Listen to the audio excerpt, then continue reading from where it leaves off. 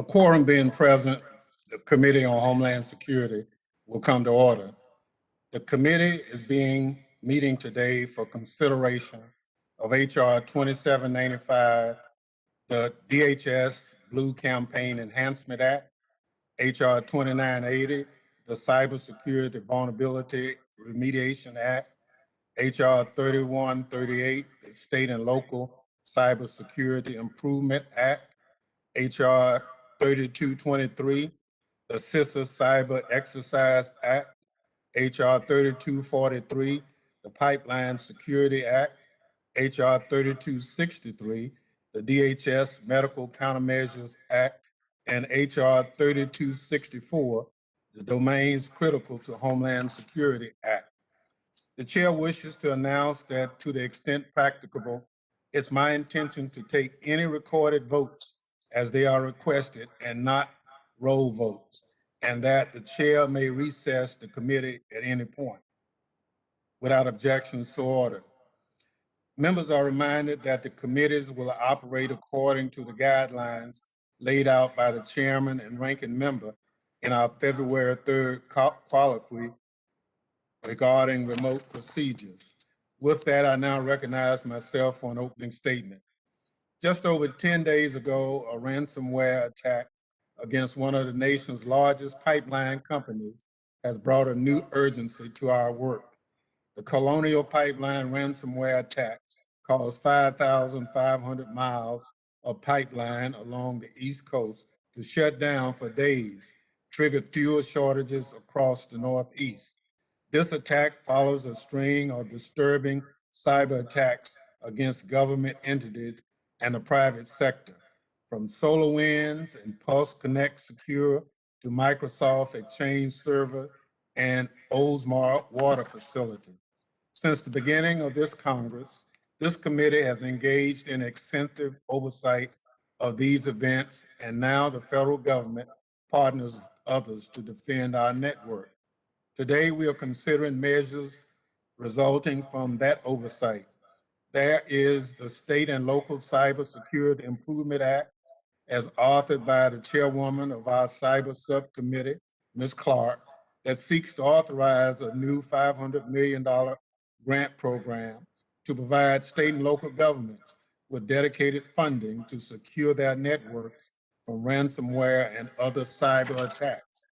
We also have the Cybersecurity Vulnerability Remediation Act, as introduced by Ms. Jackson Lee, that authorizes the development and distribution of cyber playbooks to critical infrastructure owners and operators to provide them with mitigation strategies against the most critical known vulnerabilities, especially those affecting software or hardware that is no longer supported by a vendor, including for industrial control systems. We also considering the CISA Cyber Exercise Act, a bill that Ms. Flotkin introduced to seek to establish a national cyber exercise program within CISA to promote more regular testing and systematic assessments of preparedness and resilience to cyber attacks against critical infrastructure. Finally, we'll take up the Pipeline Security Act, as authored by Mr. Cleaver, which seeks to enhance the Transportation Security Administration's ability to guard the pipeline system against cyber attacks, terrorist attacks, and other threats.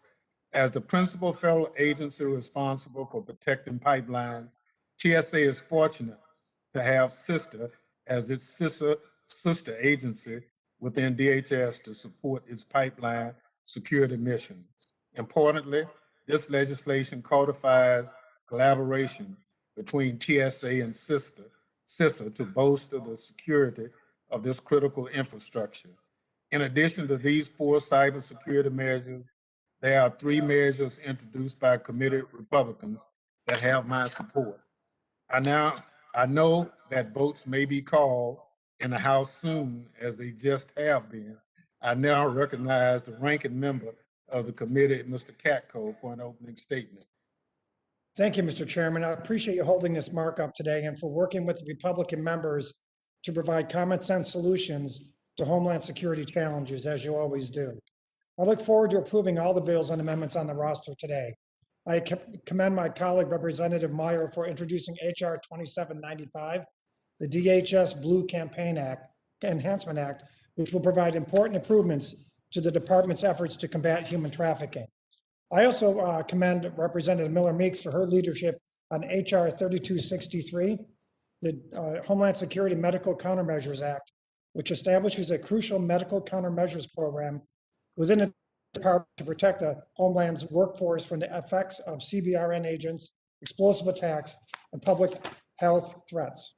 I'd also like to thank Chairwoman Clark, Chairman Thompson, and my other colleagues for their leadership on H.R. 3138, the State and Local Cybersecurity Improvement Act.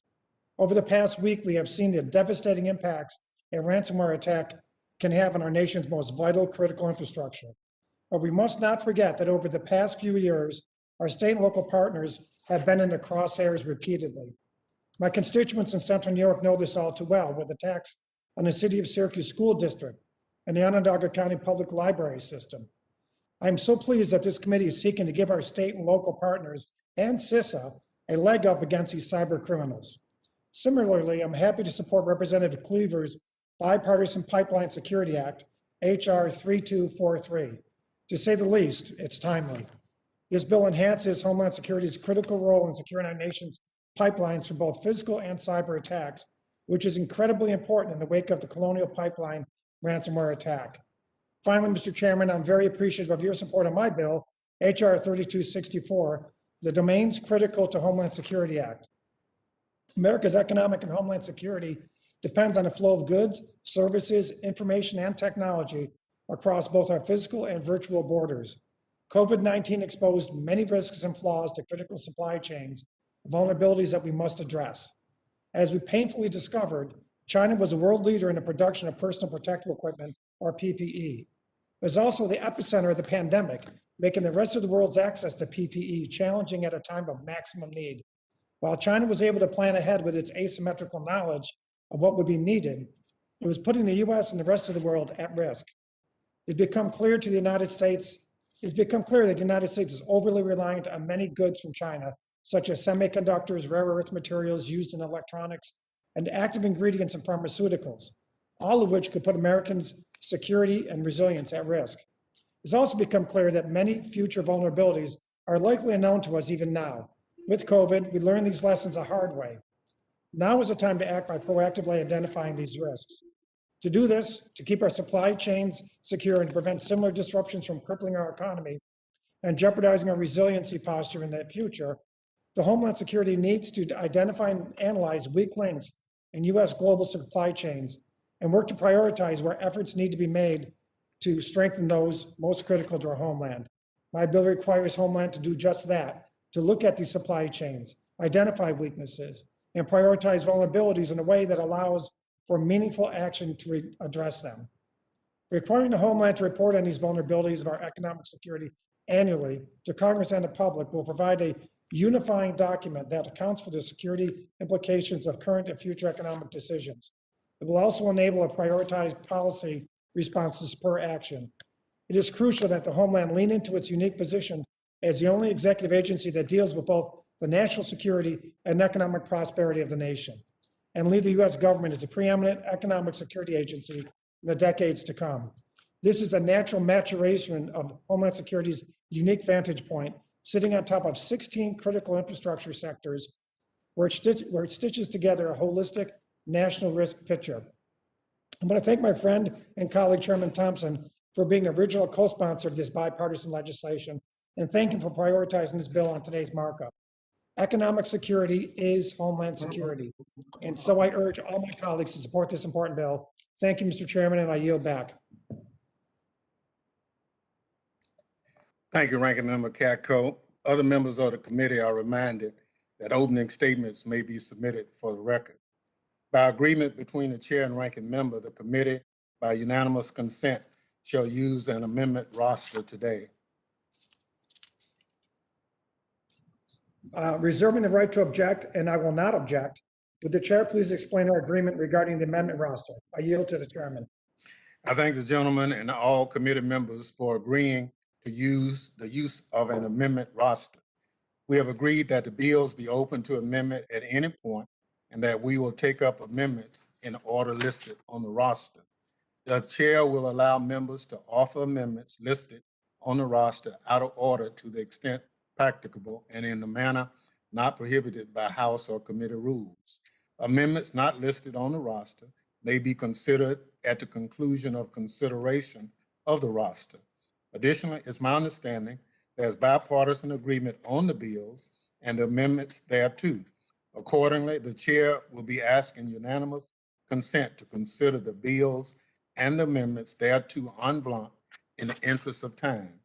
The members with bills or amendments included in the en bloc will be recognized for statements or submission into the record at the conclusion of the markup. I thank the chair for this explanation. I withdraw my reservation. I now call up H.R. 2795, H.R.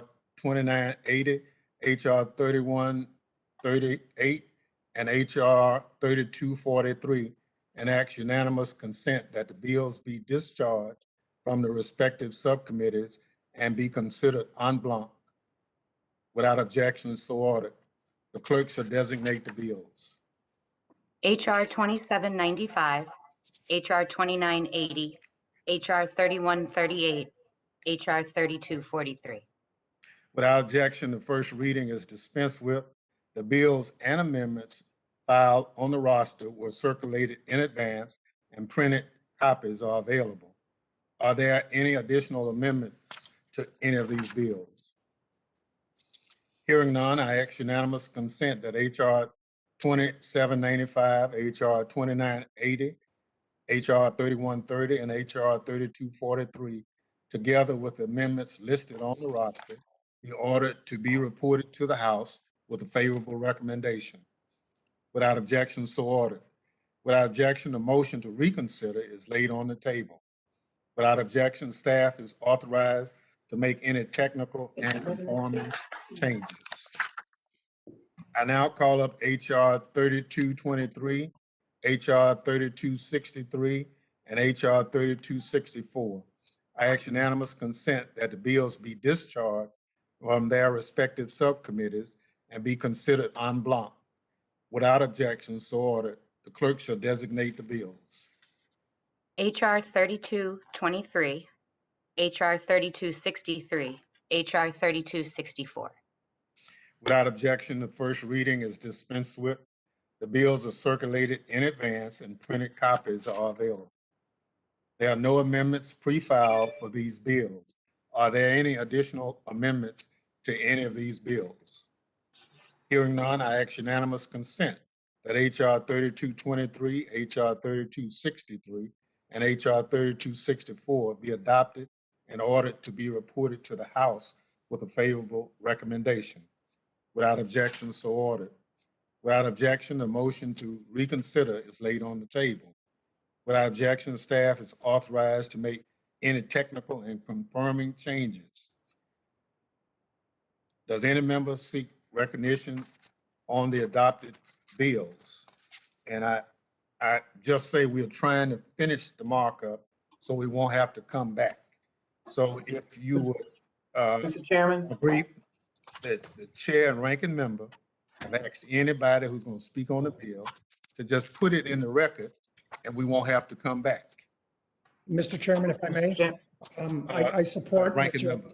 Thank you, sir. I support what you're saying, and normally I would strongly encourage people to speak on their bills, but if people could just simply put their statements into the record, it would help expedite this matter.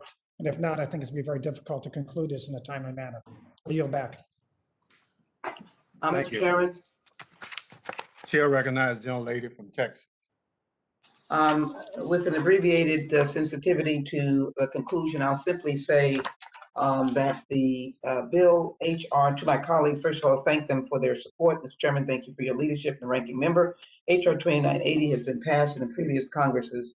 The gist of this, of course, is to recognize the crisis of the Colonial Pipeline and other infrastructure, to recognize that we are simply not where we were maybe a decade ago, when we started with 9/11 and looked to the issues of national security from the intrusion of outsiders. This is the intrusion of outsiders, but they certainly don't have to land on our soil. And so this amendment, this legislation makes an overt attempt to say that we must take charge of the so-called 85% private sector infrastructure, begin to set standards, begin to ask them whether or not they have paid ransom, begin to ask them to harden their infrastructure, and begin to say that once their business and the effect of being attacked impacts the public domain, then the federal government must be involved. It is high time to do so. So I thank my colleagues for supporting this legislation, which has a new matrix, if you will, for how the private sector has to be responsible to the government. I conclude my remarks by saying that when Colonial Pipeline was asked by the White House to respond about whether they paid ransom, it was a slow response, almost attempting to hide from the government what they had done. This has happened to the Office of Personnel Management, Atlanta, Baltimore, and many other places. So I thank you, and I look forward to us working together on the question of protecting the nation's national security as relates to the cyber and other infrastructure. I ask unanimous consent to place into the record an academic and cybersecurity experts for critical infrastructure systems document. I ask unanimous consent to place it into the record. Without objection, so ordered. Thank you. Thank you, and I ask my colleagues to support H.R. 2980. I yield back, Mr. Chairman. Gentlelady yields back. I don't see any other members who have asked for recognition. I appreciate your indulgence. We are trying to finish the job so we won't have to come back. This concludes the consideration. Sorry, Representative Miller Meeks. Beg pardon? Representative Miller Meeks. Congresswoman Miller Meeks. Thank you, Mr. Chair. I just asked that my prepared marks on my bill, HR 3263, be entered into the record. Thank you. Absolutely. Ms. Miller Meeks, we had indicated that any prepared remarks, we would definitely include them in the record. And it's only because they've called votes we're trying to finish. And for the sake of others, we will say again, a number of you had bills you co-authored, we appreciate it, but time is working against us. The ranking member has agreed to an expedited consideration. This concludes the consideration of the bills noticed by the committee for today.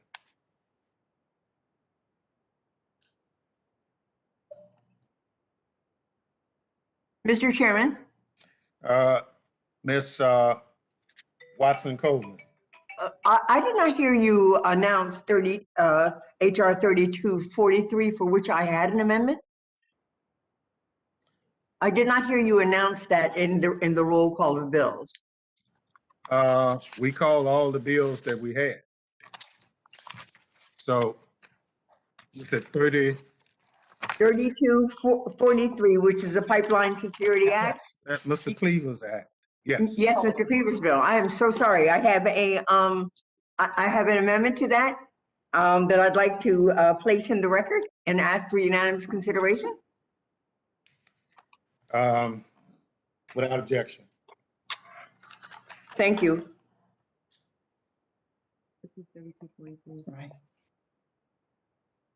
A gentlelady has an amendment. You've got to vote. Ms. Watson Coleman. Yes, sir. You said you have an amendment? Yes, I have an amendment which simply elevates the entity to a division and simply amends the legislation to elevate the pipeline security section to an actual division within the agency. And I offer that. Do we have it? Beg pardon? Mr. Chairman, if I may, I believe it's already been incorporated into Yeah, the bill. Ms. Watson Coleman, your bill was incorporated in the text Oh. without objection. Thank you. I'm sorry, I didn't know. I apologize. I yield back. Thank you, Mr. Kako.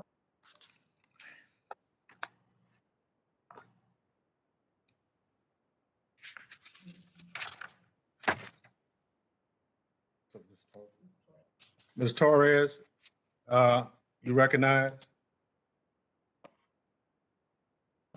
If they do it by unanimous consent.